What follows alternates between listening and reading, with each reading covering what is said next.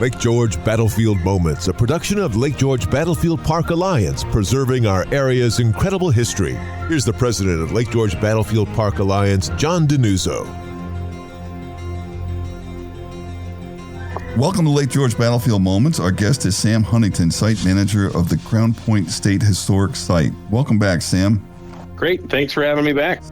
How did Sam Huntington come to this dream job of Crown Point Historic Site Manager? It really is a dream job. It kind of took a bit of a winding route, but I actually graduated high school in Crown Point many years ago, and then kind of pursued history in college and then graduate school, unsure kind of if I wanted to go more of an academic route or in the public history path. Kind of tried to ride two horses as long as I could, pursuing both. So I worked in a variety of museums while I was in school. Ultimately, I kind of decided that public history was where I wanted to be. Being able to talk to the public on a regular basis. I occasionally joke that I'd probably be doing this whether they paid me or not, trying to talk to people in coffee shops. And, careful there, Sam. You don't want your bosses to hear that. So no, it's I get an opportunity to work with the public. It's an audience who really wants to be here and loves the type of work that we do and the spaces and places that we help present and interpret to them. So it's really a tremendous place that gave me an opportunity to move back home where I'm from, and really supported by a great team of people and a great community around us. So yeah, Crown Point's fantastic, and it really is a dream job for me. So wow, I think you're very deserving. I've said on the radio side, I'm a huge fan of your site. I try to get up there at least once every year, hopefully 2 or 3 times. It has that ambiance, that very natural feel of an authentic historic site, which is tough to represent at other places where there's been buildings and things like that. Crown Point is very unspoiled. So are you open over the wintertime, or the grounds open, or when is the site officially open to the public for the year? We're open year-round, 365 days a year, pretty much dawn to dusk, sunrise to sunset. That's the grounds. Our museum is open beginning in May. This year, our opening weekend will be May 9th and May 10th. And we're going to have a living history program that weekend, and that's when the museum will be open. And then between May and the end of October, we're open Wednesday through Sunday on a daily basis. I know the ruins are the draw, but have there been enhancements to kind of facilitate appreciation for the ruins over the past few years? Yeah, so restoration at Crown Point is ongoing. So we have a lead mason and a team behind him who basically make things as good as old, we like to say, kind of keeping things the way they were. So they maintain the ruins. We have added twice daily walking tours when the museum is open. So those are available Wednesday through Sunday. Last year, we also added a new section to our museum exhibit focusing on the 250th of the American Revolution. That's built around the Revolution at Crown Point. Featuring a interactive kiosk that was rolled out statewide in many New York State parks, historic sites. That's kind of our most significant upgrade in recent years. Okay, now I know you have big activities planned for the 250th anniversary this year. What can you tell us is coming up? Yeah, so we have a pretty full schedule. The big 250th anniversary events will be primarily living history programming. So we're going to do an event on our opening weekend of May 9th and 10th. It'll mostly be an encampment with some drilling from representatives of Warner's regiment. They were the regiment that took the site in 1775, and they'll be coming back representing more of the 1776 campaign. But we also have a pretty significant Council of War event. There was a major Council of War held at Crown Point in July of 1776 that really laid out the battle plan for the Champlain Valley that year, and we're excited to be presenting that in partnership with some other sites around, including Chimney Point and the Vermont State Historic Sites, as well as Fort Ticonderoga. So those are some big ones. And then in the fall, we're going to be doing 2 additional events to commemorate the American Army and Navy heading north to Valcour, and then another one in early November that'll basically commemorate the British arrival. Yeah, and for those who aren't familiar, and although I think a lot of people will become more familiar with the Battle of Valcour as we get closer to the anniversary date, can you just kind of summarize what Arnold did and the other American troops and what part in that Crown Point played?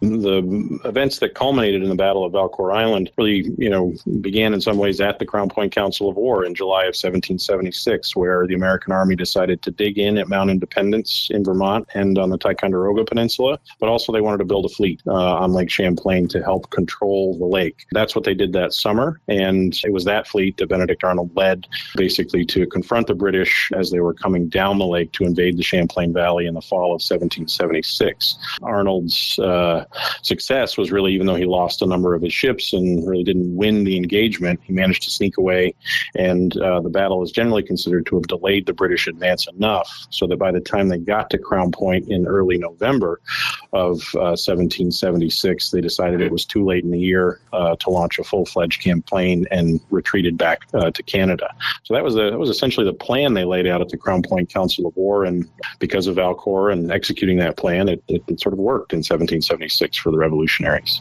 And how do you think, and I know we're going to talk more about the Council of War at another episode of this, but how do you represent that, a Council of War, which obviously was very conversational? How do you represent that in reenacting that or recreating that at Crown Point? So we're really working closely with some partners who have some experience in this, that especially for Ticonderoga. But ultimately, one of the best things that we have going for us for this specific Council of War is that the decisions they made weren't entirely popular, which means there's a lot of writing that happens after the fact. Letters to and from people, including George Washington, John Hancock, Philip Schuyler. Those letters have survived, or transcripts have survived. So we have a lot of conversation about and a lot of discussion justifying the decisions that were actually made when essentially 5 generals went into a tent. They went in and discussed it, came out, wrote their plans, but then they sort of found themselves, many of these people, talking about it after the fact. So I think we're able to piece together a lot of the logic and arguments and conversations surrounding the Council of War to sort of develop kind of vignettes and sort of understand the thinking behind the people who are making those decisions. Interesting. And I think, that's a very valuable recreation, let's say. Who were the 5 generals? Horatio Gates and Philip Schuyler are essentially in command of the army in the north. You also have Benedict Arnold, John Sullivan, and another general from Europe, Baron de Woutke. The Baron wound up dying at Lake George, actually, from smallpox. In Lake George, yeah, not much longer after the Council of War. So the 5 of those, Sullivan and Arnold had come back from the Canadian campaign. Gates was taking control of the army in the north.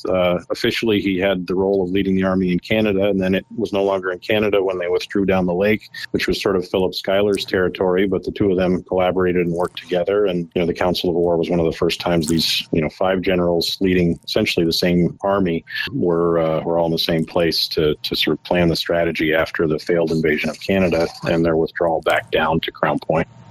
That's a fascinating thing to recreate. I really look forward to watching that and being present for that.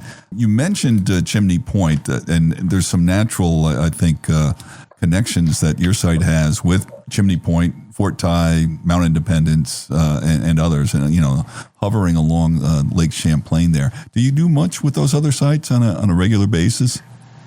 We tried to. There's some things that we do, here that are primarily our events or programs, and there's some things that we do collaboratively. Chimney Point, is our closest neighbor. This is, one of the narrowest gaps on Lake Champlain, so we work closely with them. And, for the perspective of the 18th century, most of the people coming up and down the lake didn't really distinguish, as harshly as we do between this is our site or this is their site or this is in Vermont or this is in New York. Especially in the military campaigns, they were interested in controlling the waterway. If it happened to be on one side or the other, it mattered less to them than it sometimes does to us. But those collaborations are things that we really thrive on and really look for any opportunity to work together on. So. Right. That's great. Well, as I mentioned, as the Council of War reenactment gets closer, we'll have you back on the podcast to tell us more of the details of it, because it sounds like a very noble and very worthwhile event. Meanwhile, the other things you have planned beginning in May also are great places. And again, I totally endorse the idea of people attending these recreations. Crown Point is just such loaded with history itself, and the environment there just really helps people, I think, to understand what actually took place there. So we thank you for that, Sam. How do people stay in touch with you and what's happening at Crown Point? So the best way to sort of keep track of our events would be either our Facebook page or our New York State Parks website, specifically not just Crown Point, but really all of the New York State historic sites who are hosting Revolutionary War 250th programs can be found there's a tab right on the landing page for the New York State Parks website, and it's called Revisit the Revolution. That's kind of our New York State Parks branding for this commemoration. That'll take you right to a list of sites and events that you can kind of navigate to really wherever you are in the state of New York and see what's close or what you want to travel to. So all of our events will be up there under that Revisit the Revolution tab. Certainly, if they're not up there now, they'll be up there, within a matter of weeks and months. So as those events get closer. Great. Well, we appreciate Sam Huntington taking time to educate us on the Crown Point Historic Site. Any last words, Sam? No, other than just come see us for events, for regular visits. We love to welcome visitors, and this is going to be a really important and significant year, so it'll be a great opportunity to come to Crown Point. Super. And again, we'll be speaking with you in the coming months about the recreated Council of War. Sam Huntington, we thank you for being on our program. Our website is lakegeorgebattlefield.org. We thank you for being a part of our history. Lake George Battlefield Moments, a production of Lake George Battlefield Park Alliance, preserving our area's incredible history. For more information or to check out the latest podcast, go to lakegeorgebattlefield.org and listen live on Saturday mornings to Lake George Battlefield Moments on 93.5 Lake FM.